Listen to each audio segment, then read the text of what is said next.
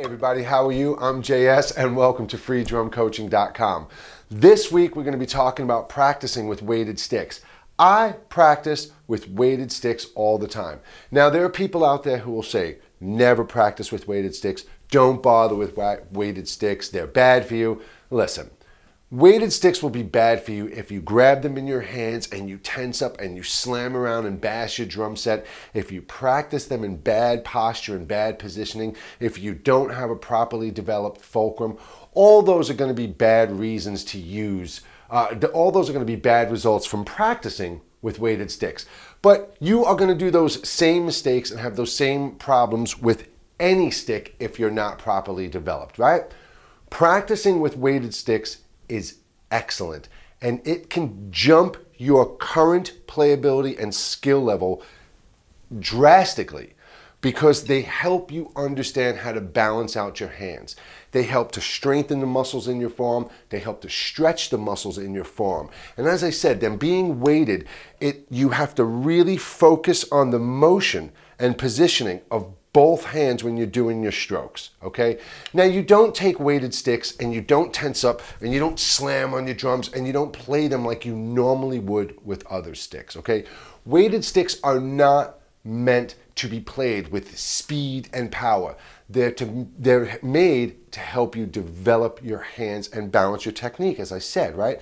Speed and power is not the greatest ability in drumming, okay? I would rather watch somebody sit down and dig into a groove, boom, bat, bat, and lay that down and thick and tasty and play a nasty groove as opposed to I don't care. It doesn't matter to me.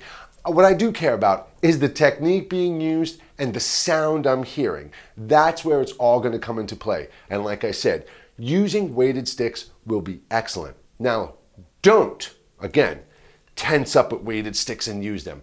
Don't try and do dynamic tension exercises. Don't bash them all around. Don't even hit your cymbals with them. If you hit my cymbals with weighted sticks, I'd kill you. Now, as far as weighted sticks, I know there's like aluminum sticks out there. I would never use those. I would never let aluminum touch my cymbals. Absolutely never in a million years. I know there's big marching band sticks and stuff like that. I use one weighted stick. It's made by Vic Firth, but it's only available through domfamularo.com. domfamularo.com. And they are Dom's practice pad sticks. They have this big knob on the top. It's a very big weighted maple. It's not weighted, but it's a very big stick. It's maple. It's got a lot of beefiness to it. It's a thick stick, so you have to really focus on the fulcrum. So one more time, I said, don't tense up. Don't fly all over the place.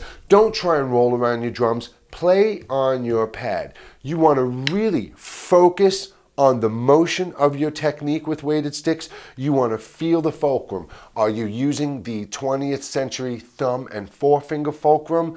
Are you incorporating the 3-point fulcrum where we're using our middle finger and thumb as the pivot point of the stick and letting your pointer finger sit on top and switch back and incorporate these things? You have to consider all these things. What's your technique level? What's your skill level, and what technique are you using? So, for me, when I use weighted sticks, I like to work in German position. For me, that's the foundation grip, the backs of your hands facing up, and the way I get into a good, proper position to practice on my pad is simple. I put my arms down to my sides, I relax my shoulders, I let my butt sink into my stool. My back is not rounded forward. I'm not leaning all the way back like this. I'm just down into it. If I breathe in and lift my shoulders and expand my chest, I don't exhale out forward. I don't exhale out back. I exhale down into my stool and I'm relaxed.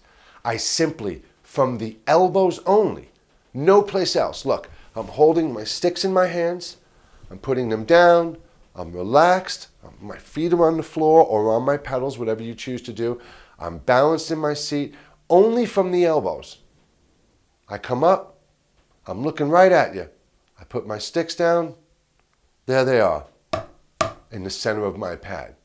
This is my position right here. You want to be able to pick your stick up and snap it down like that and still have space underneath it. You don't want it buzzing around. You don't play into your snare. You don't let the stick bounce around like this. You don't. It's not how you play.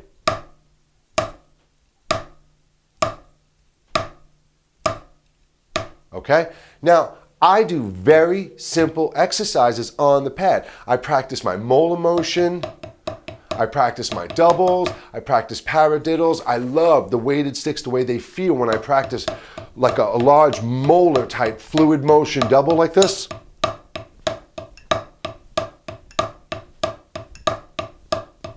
Now, when I'm doing this,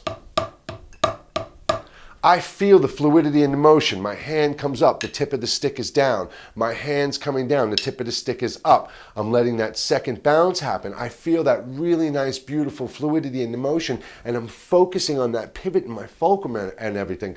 So these are really important aspects for your drumming. These are going to enable you to have control. It's what's going to make you play faster. It's what's going to make you play with more power. Listen, there's not going to be some magical fairy who shows up in your studio and bestows, the ability of speed and power. There's not some drum teacher out there who's going to help you unlock the secrets to your inner speed and power. Speed and power come from one place. They come from you. And you get faster by applying more speed. You get more power by applying more power. It all starts with a thought. You think about what you want to do. That thought has to turn into a physical action. And the result of this action, the quality of that result, is all going to depend on what you put into it. Not what you see somebody else do, not what you hear somebody else say, and not what you read somebody else writing about. From you. So let's take a look at some very simple, relaxed exercises that I personally do on the pad, and always practice to a metronome. You want to practice to a metronome to develop your sense of time, obviously, right? But you also want the ability to journal your progress of your tempos and take your time, okay? So again, let's look at a few exercises and we'll meet right back here in just a few minutes because I have a bonus for you. I have a really cool surprise for you this week, all right? So let's take a look at a few exercises.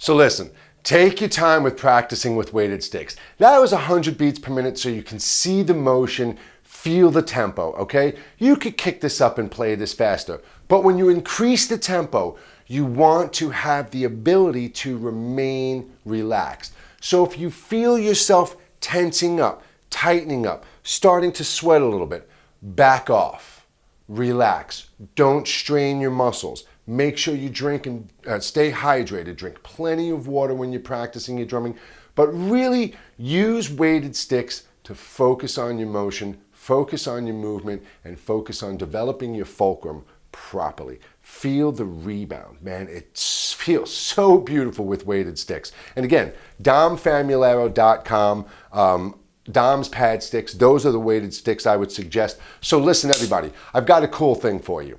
I create my own music to play to, and I figured, you know what, why not let you have one to jam to? So after this lesson ends, there's a play along that's going to play out for a couple of minutes. Feel free to jam to it, make videos of it, post it on YouTube. Don't forget to give credit for the song though.